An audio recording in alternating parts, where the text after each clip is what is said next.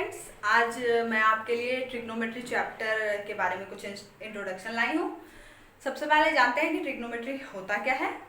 Trigonometry is the branch of mathematics that provide relation between the sides and angle of triangle. यानी trigonometry एक mathematics का ऐसा branch होता है जो कि हमें रिलेशन बताता है साइड्स और एंगल्स के बारे में किसी भी ट्रायंगल के। ट्रिग्नोमेट्री 3 ग्रीक वर्ड से बने हुए हैं। सबसे पहला ट्राई, गॉन और मेट्रॉन। ट्राई का मतलब होता है 3, गॉन का मतलब साइड्स और मेट्रॉन मतलब मेजर्स, यानी 3 साइड का मेजर। ठीक है, आगे बढ़ते हैं कि इस चैप्टर में कौन सा ट्रायंगल यूज किया जाएगा। तो सबसे पहले हम सब जानते हैं कि ट्रायंगल कितने टाइप्स के होते हैं। ट्रायंगल्स 3 टाइप्स के होते हैं। सबसे पहला इक्विलेटरल, अगर साइड्स के हिसाब से लिया जाए तो इक्विलेटरल, स्केलर और राइट एंगल ट्रायंगल। इस चैप्टर में हमें राइट एंगल ट्रायंगल के बारे में पढ़ना है।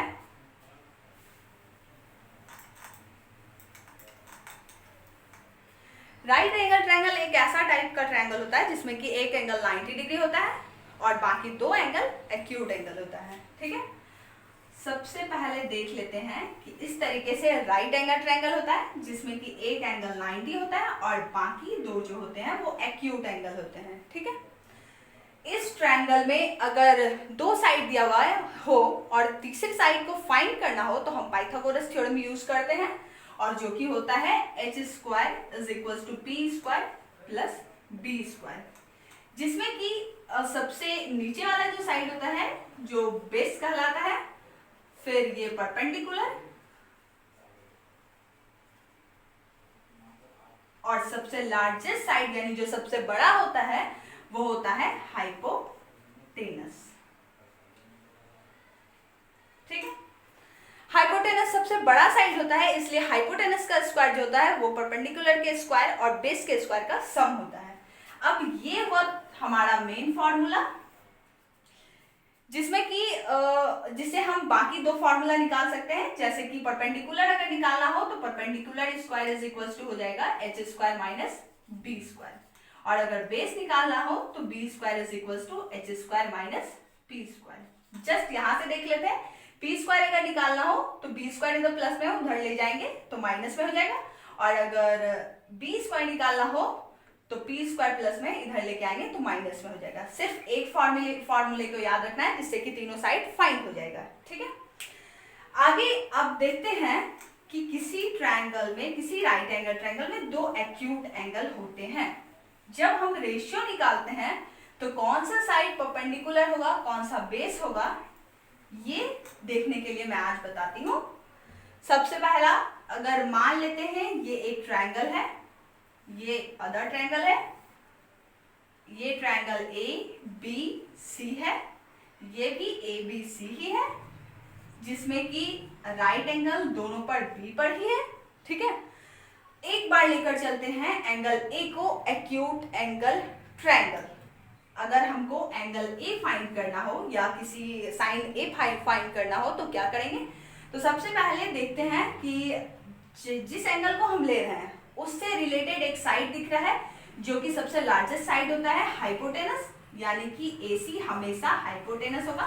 ठीक है, और इस एंगल से रिलेटेड जो दूसरा साइड है वो हमेशा बेस होगा, यानी AB बेस होगा, और बाकी इस एंगल के अपोजिट जो साइड है वो हमारा परपेंडिकुलर होगा, यानी कि जो BC है वो परपेंडिकुलर हो जाएगा। इस ट्रायंगल में देखते हैं।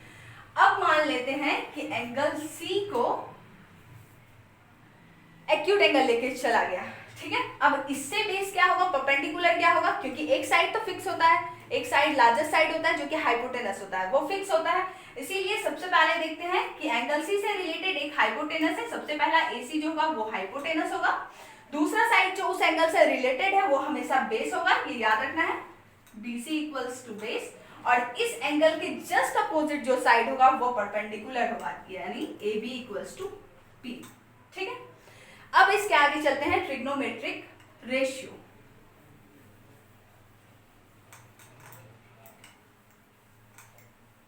ट्रिग्नोमेट्रिक रेशियो,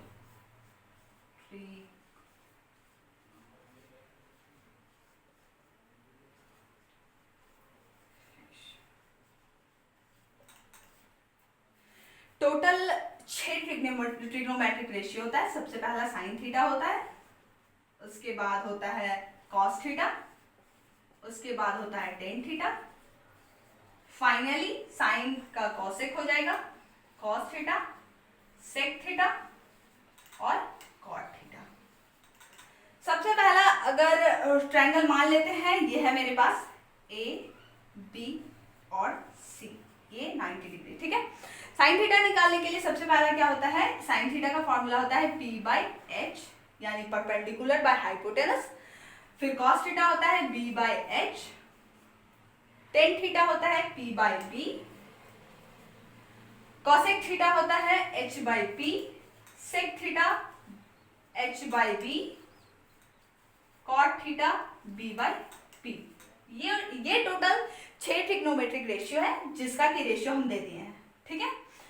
अब जिस एंगल को लेकर रिलेटेड, जिस एंगल से लेकर बनाना है उस एंगल के बारे में भी मैंने बता दिया है कि अगर एंगल ये रहा तो कौन सा बेस होगा, कौन सा परपेंडिकुलर होगा, कैसे हम निकालेंगे, किस फॉर्मूले से निकालेंगे यानी पाइथागोरस फॉर्मूले से निकालेंगे, वो सारा हमने बता चुका है, ठीक है। अब क्या करते हैं, देखते हैं, एक सम करके देखते हैं, ठीक है।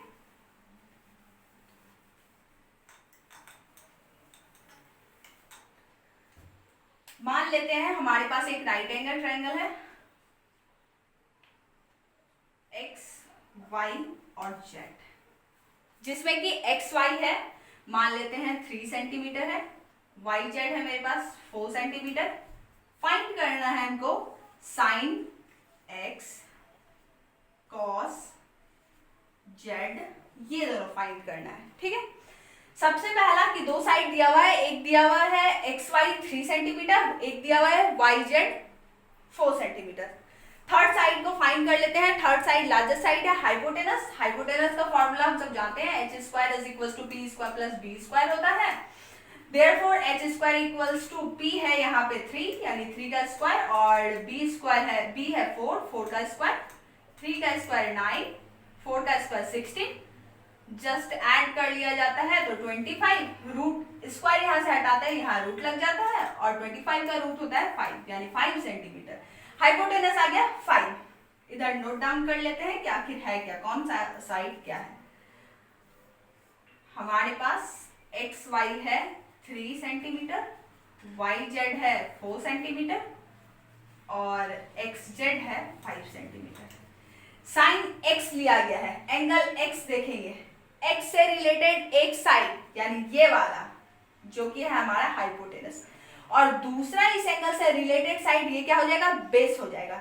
इस एंगल के जस्ट सामने जो साइड है वो हो जाएगा परपेंडिकुलर। साइन का फॉर्मूला होता है साइन थीटा का P बाई एच, और इस एंगल से जस्ट सामने जो साइड है वो परपेंडिकुलर है, इसका मतलब ये है 4, और हाइपोटेनस है कितना 5, 4 बाय 5 हो गया। कॉस जेड देखते हैं, एंगल जेड, जेड के सामने वाला साइड है क्या, परपेंडिकुलर, जेड से सटा हुआ जो एक साइड है वो बेस है, यानी जेड का परपेंडिकुलर 3 हो जाएगा। कॉस का फॉर्मूला होता है बी बाई एच, और बेस कितना हो गया 4, हाइपोटेनस 5 दिया हुआ है, बाकी दोनों का निकाल लिया है। तो आज मैंने सिर्फ ट्रिग्नोमेट्री का इंट्रोडक्शन दिया है और ट्रिग्नोमेट्रिक रेशियो के बारे में बताया है। नेक्स्ट वीडियो में आगे मैं कंटिन्यू करूंगी और आगे कुछ अलग बताने का प्रयास करूंगी। साथ साथ अगर एक्सरसाइज का कोई क्वेश्चन हो, किन्हीं को समझ में नहीं आया हो, तो कमेंट बॉक्स में डाल सकते हैं, मैं उसके बारे में नेक्स्ट वीडियो में बता दूंगी। आज के लिए इतना ही, थैंक यू।